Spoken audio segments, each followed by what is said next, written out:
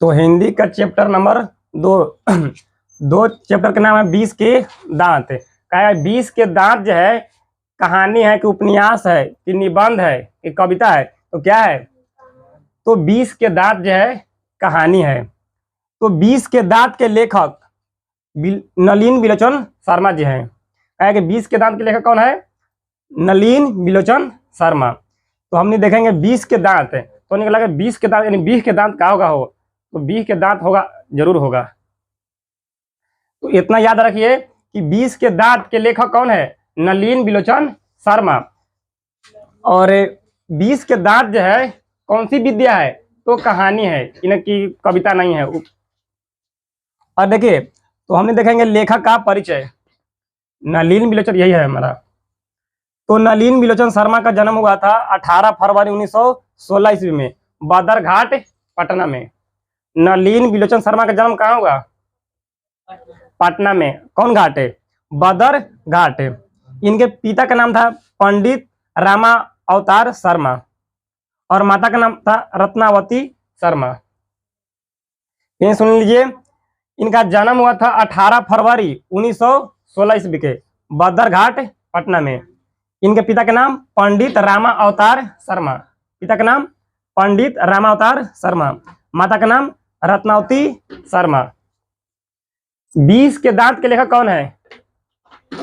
नलिन बिलोचन शर्मा। नलिन बिलोचन शर्मा का जन्म कब हुआ? 18 फरवरी 1916 ईस्वी में। 20 के दांत कौन सी विद्या है? कविता, कहानी, क्या है? तो कहानी है। नलिन बिलोचन शर्मा का माता का नाम है रत्नावती शर्मा, यानी शर्मा से बिलोंग करते थे। कोई भी रहेगा गांधी परिवार तो इंदिरा गांधी, सोनिया गांधी, महात्मा गांधी। अंबानी परिवार से रहेगा तो क्या कहेगा? मुकेश अंबानी रहेगा, धीरू अंबानी रहेगा। तो नलिन बिलोचन शर्मा जो थे शर्मा घराने के थे। तो हमने लेखक के परिचय देख लिए।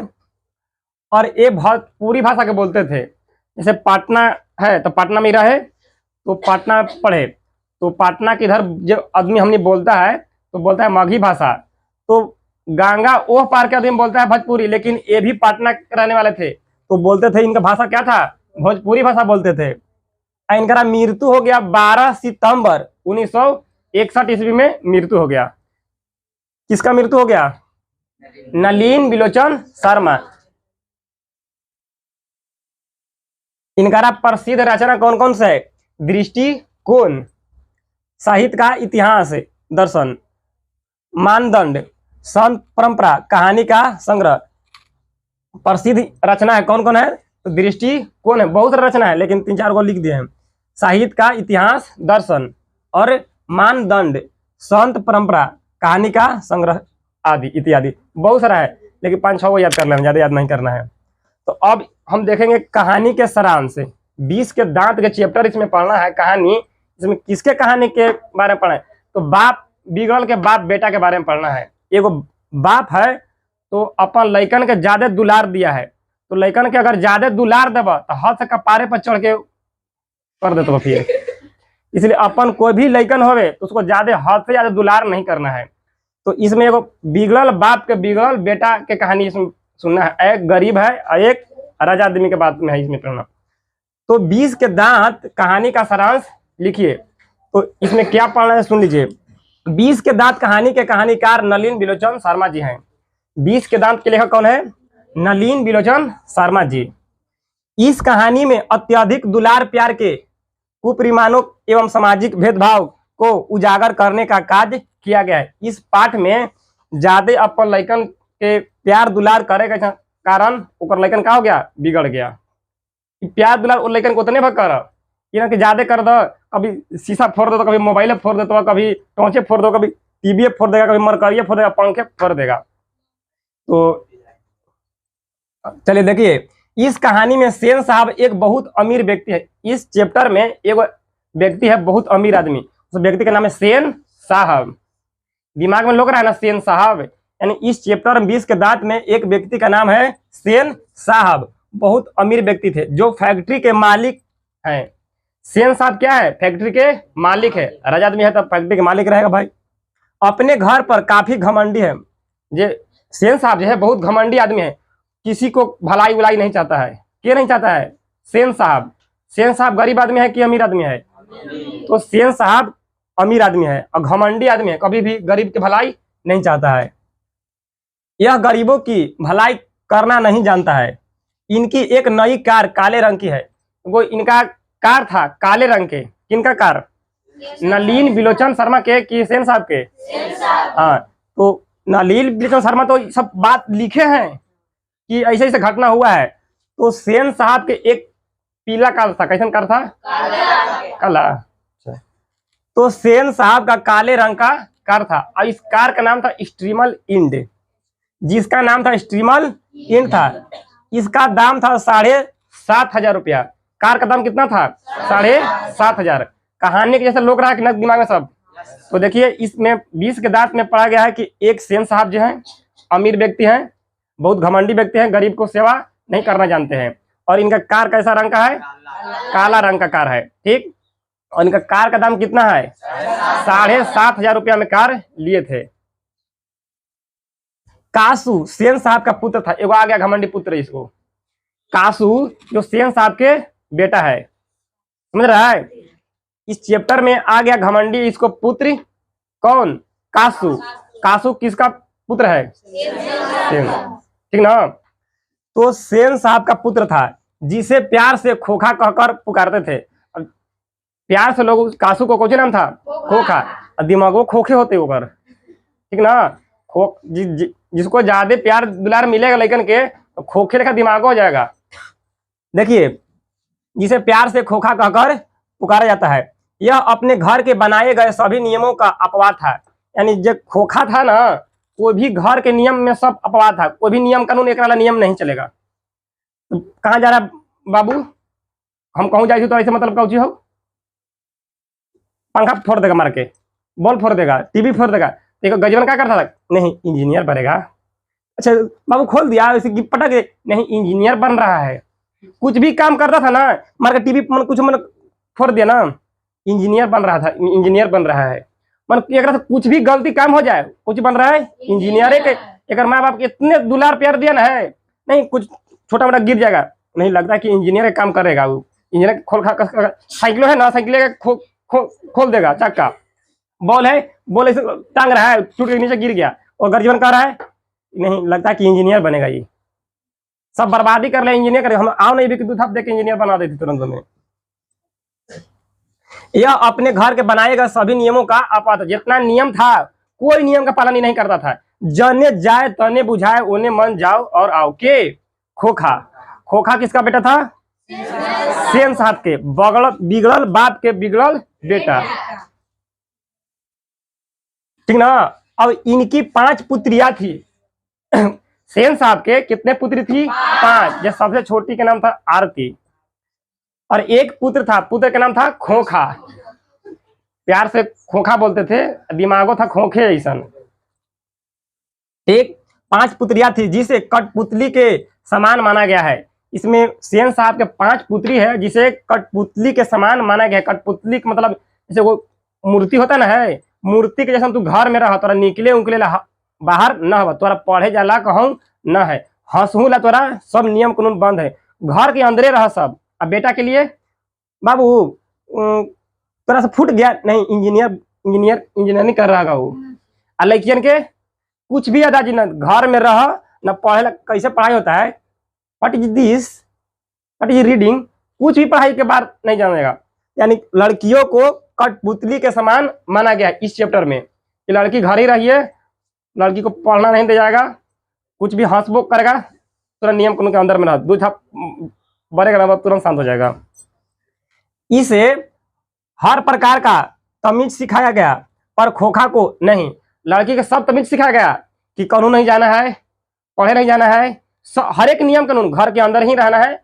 लेकिन खोखा को फ्री में खोखा घूमते रहा कानून। ठीक। कासू इस कहानी में बिगड़े बाप का बिगड़ा शैतान है। खोखा क्या है? इस चैप्टर में बिगड़े बाप का बिगड़ा बेटा है। ठीक ना? शैतान माने बेटा होता है। यह एक जिद्दी लड़का है, जो उसके मन में आता है वही करता है। के खोखा जो है जिसको इसको मन में जो भी आएगा वही बात करेगा, जो भी बात हमको आ जाएगा दिमाग में वही करेंगे। बाबा के बाबू चलो तनी आज तनी साथे चलना है, हमने जो बीड़ी पियेंगे हम कहूँ जाओ तो ऐसा मतलब कहा तो बाबू 8 रात बज गए, हम कहूँ तो ऐसा मतलब अपन काम से मतलब रख ना तू।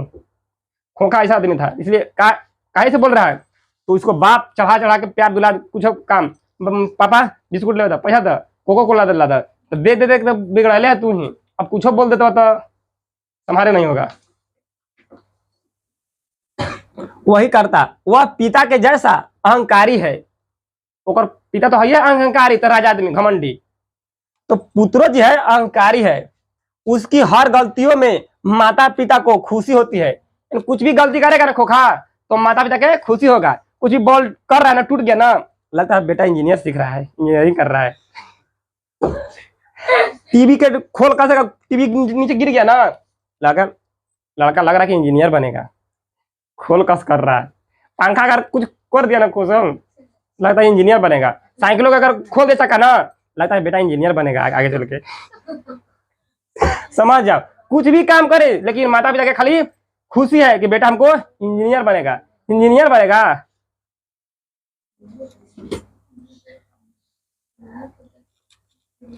देखिए खुशी होती कि मेरा बेटा आगे चलकर इंजीनियर बनेगा, ठीक ना। माता पिता पूरा खुशी हो रहा है कि हमको बेटा जो है इंजीनियर बनेगा, अब इंजीनियर खाक बनेगा, खोखा है ये। तो इस कहानी में मदन एक गरीब, अब देखिए अब तो थोड़ा इंटरवल के यह कहानी आ गया कि अब तो गरीब के बारे में शुरू हो गया। अमीर के बात तो सुन लिया, अब थोड़ा एक गरीब आदमी है इसमें जो नाम है गिरधर लाल। तो गिरधर लाल जो है सेन साहब के यहाँ नौकरी करता है। अब कोई भी आदमी के दिमाग में कोई राजा आदमी है, राजा का बेटा क्या है कासू, जिसको नाम है प्यार से बोलते हैं खोखा। तो इसमें एक गरीब व्यक्ति है जिसको नाम है गिरधर लाल। गिरधर लाल किसको ही काम करता है, सेन साहब के यहाँ नौकरी करता है, 2-3 हजार मिलता होगा बेचारा के। और इसका बेटा भी एगो है मदन। अब देखिए कहानी में ट्विस्ट क्या आता है, उसका बेटा तो है खोखा कासू, अब मदन इसमें आएगा एगो। मदन किसका बेटा होगा, गिरधर लाल के। गिरधर लाल गरीब आदमी बेचारा है जो किरानी के यहाँ काम करता है, सेन साहब के यहाँ किरानी के रूप में काम करता है, 2-3 हजार रुपये बेचारे को मिलता है। चलिए देखिए इस कहानी में मदन एक गरीब पिता गिरधर लाल का बेटा है। इसमें मदन एक लड़का है जो 5-6 साल का है, ठीक ना। किसका बेटा है, तो गिरधर लाल का बेटा है, ठीक।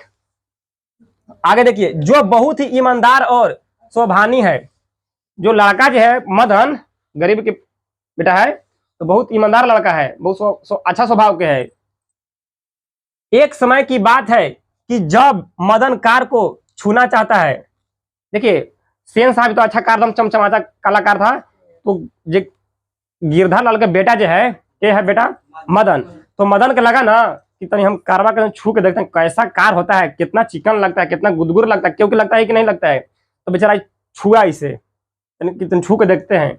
वो ड्राइवर था सोफर, मार के धाका बिगा ना तब बेचारा बिगा गया, बेचारा को खून बह लगा ठेहुने में से। समझ बात के। चलिए आगे कहानी के ट्विस्ट अब कहाँ देखिए। अब मदन कार को छूना चाहता है, उसी समय सेन साहब के ड्राइवर सोफर ने धाका मार दिया और वह सड़क पर गिर गया, जिसके संदर्भ में पैर से खून निकलने लगा। और इस प्रकार झूठा आरोप लगाकर मदन की पिटाई करवाई जाती है।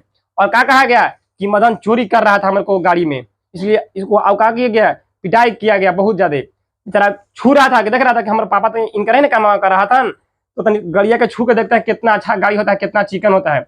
बेचारा छुआ तो वहाँ ड्राइवर था, उसमें एगो क्या ड्राइवर था, सेन साहब के ड्राइवर था, उसका नाम था सोफर।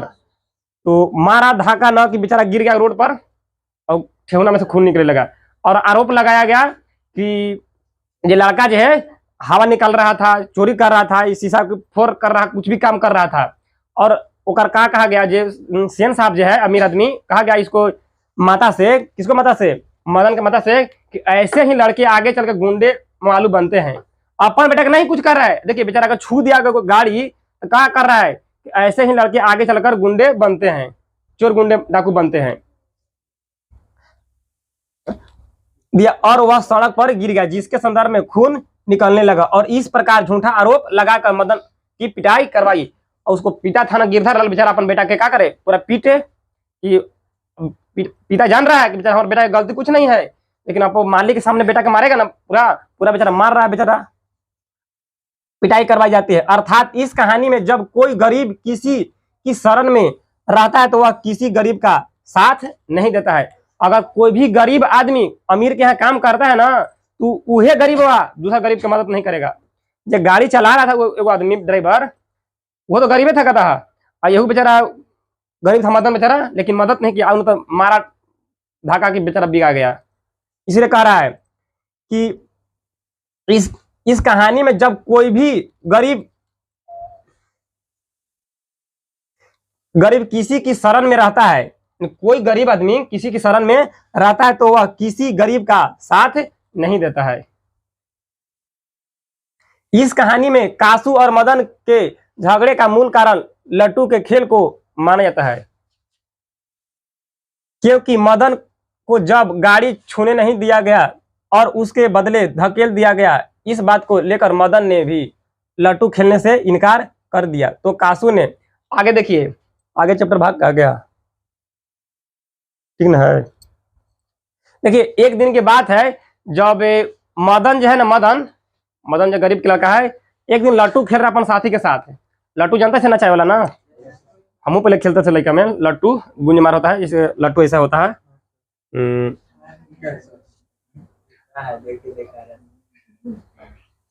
ठीक ना, लट्टू होता है। तो लट्टू खेल रहा था के मदन, ठीक, तो अपन साथी के साथ लट्टू खेल रहा था, तो उसी रास्ता से आया के कासू यानी खोखा आ रहा। खोखा कहा ना कि हमको भी खिलाओ लट्टू, तो मदन खिसेबे किया था कि तोरा ही गेल है लियो, तोर धक्का मार के भगा दे ले, ठीक ना, हम ना खेले बहू। तो का किया, कहा कि ना हम खेलबे कबो, तो ना खेलबो, तो क्या खेलबे, तो एखनी में पूरा ताना तनी होगा कि हम खेलेंगे, हम खेलेंगे।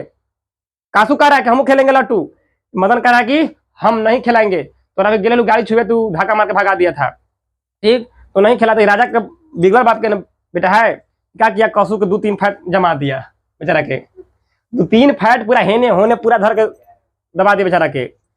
घमंडी आदमी है कासू, कितनी पूरा हमारा इतना बाप अमीर है, हमको गाड़ी है, छकड़ा है, नहीं खिलाएगा तू, तो बेचारा को 2-3 फैट पूरा मारा घूसा हेने होने। तो मदन आओ ना देखा ताओ, इतने मार मारा ना कि 2 दांते तोड़ दिया, मारा इसे करके ना फर्स्ट दोनों टांटे टूट गया। तू नहीं देखा कि गरीब क्या होता है, अमीर क्या, तो हमको बाप उसको ही काम करता है कि इसमें कुछ मतलब नहीं। छोटा बच्चा जब रहता है, अमीर गरीब को कोई देख नहीं पाता है। इसीलिए क्या किया, जब मदन ने भी कहा कि मारा ना इधर उधर पूरा, तो मुंहे में मारा ना कि 2 दांत तोड़ डाला। अब काम आगे देखिए अब क्या होता है इससे। इस कहानी में कासू और मदन के झगड़े का मूल कारण लट्टू के खेल को माना था। इस कहानी में जो दोनों की लड़ाई जो मेन कारण जो है लट्टू के खेल से ही है, क्योंकि मदन को जब गाड़ी छूने नहीं दिया गया और उसके बदले धकेल दिया गया, इस बात को लेकर मदन ने भी लट्टू खेलने से इनकार कर दिया। तो कासू ने मदन को 2-4 घूसा जमा दिया, जे कासू था ना, मदन को 2-4 घूसा दबा दिया। यहू देखा आओ ना देखा ताओ, मदनों तो मारा 2-3-4 घूसा, दांतों तोड़ दिया धर के। तब मदन ने भी कासू के 2 दांत तोड़ डाले। इसके माध्यम से कहानीकार बताना चाहता है कि बालक जिद्दी होता है, उसे अमीर और गरीब का समझ नहीं होता है कि तू अमीर आदमी है, हम गरीब है, हमारा कोई मतलब ना, हम तू नहीं खिलाता, हम ना खिलाएंगे,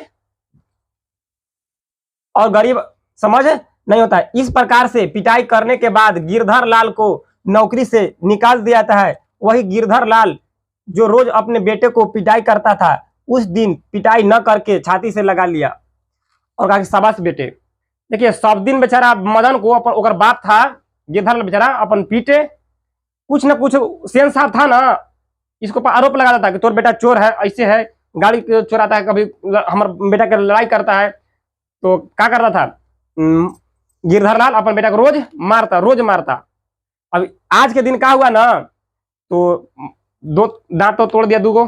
तो गया रोहित कासू गया घरे, तो कहा कि पापा हमको मार के मदन तोड़ दिया 2 गो दांत, ठीक चल आज। तो बेचारा मदन के पिता जो है गिरधर लाल, उसको नौकरी से निकाल दिया गया, ठीक, तो निकाल दिया गया। तो उसको बाप जो था मदन को रोज पीटता था बेचारा, अपन लाजे सर में बेटा के पीटेगा ना जी, मालिक कह रहा है भी तो बेटा ककरी तोड़ ले लो, खीरा तोड़ ले लो, तो अपन बेटा को बेचारा मारता था रोज मदन के। तो आज क्या किया कि आज मारा नहीं, अपन बेटा को गले से लगा लिया कि नहीं आज तू अच्छा बहुत काम किया है, जितना बेइज्जती हम आज सहते आ रहे हैं तो आज हमको बदला ले लिया और अपन ही बदला ले लिया।